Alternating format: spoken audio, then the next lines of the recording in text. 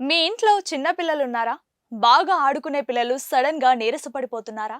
పాలు తాగకుండా ఏడుస్తున్నారా? అయితే దిష్టి తగిలిందని మనం వెంటనే వెండి కడియం వేస్తుంటాం. కానీ ఒక వెండి ముక్క దిష్టిని ఎలా ఆపుతోంది? దీని వెనుకున్న అసలు రహస్యమేంటో మీకు తెలుసా? కేవలం నమ్మకం మాత్రమే కాదు. దీని వెనుక అద్భుతమైన సైన్స్ ఉంది. వెండి అనేది కేవలం ఒక లోహం కాదు. అది ఒక అద్భుతమైన ఎనర్జీ కండక్టర్.